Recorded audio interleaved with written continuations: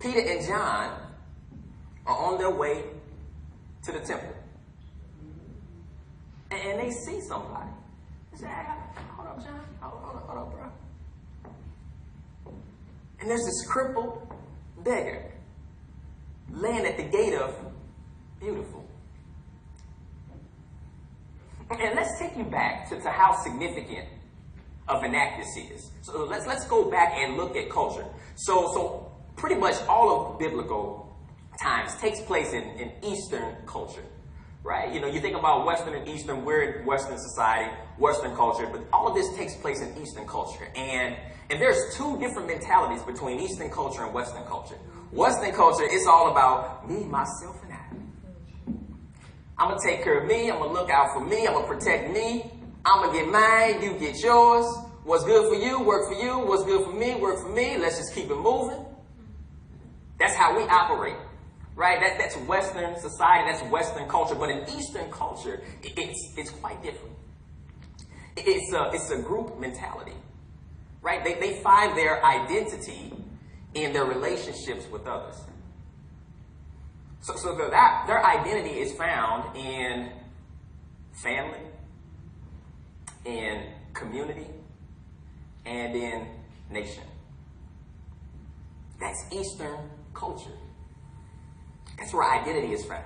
And so because of that, that means everything that somebody does should be for the betterment of the community. Now, this is the context in which they were in. But you've got this man, since birth, every day, begging. Every single day. Where a community should be uplifted and the works in which we do should actually enable everybody to be equal partakers of society. You've got this man begging every day. And so it was socially acceptable for Peter and John to just keep on walking. And they didn't. They stopped. And in societies where your identity comes from the group, you'll always hear two words: honor and shame. If you listen to Eastern culture, if you've ever heard anybody talk about that, if you've ever been exposed to it, those two words are very, very, very important. Shame and honor. So you've got honor on one end of the spectrum, right, in which you gain value, you gain status, and you gain esteem by other people, right? And then on one end of the spectrum is shame. And shame is losing that status and that esteem from other people. And so everything is about gaining honor.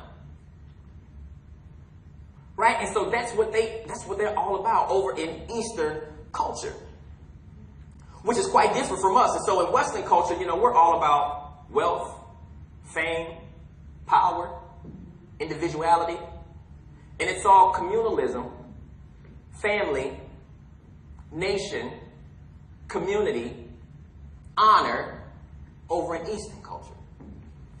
And so you think about the contrast and what's taking place. And so when you hear words like democracy, equal rights, equality, those weren't words that they used back then.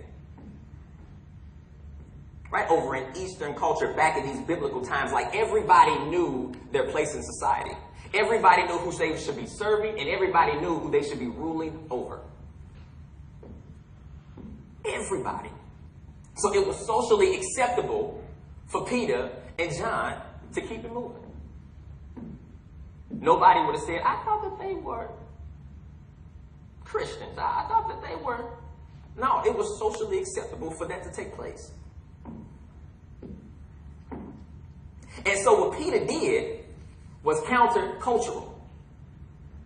It was countercultural. Everybody back then would just wanted to maintain the status quo. Hey, everything is working, man. This is what we do. Society runs well. You've got those who are without, and you've got those who are with. Who am I to change anything? God has them where he wants them to be.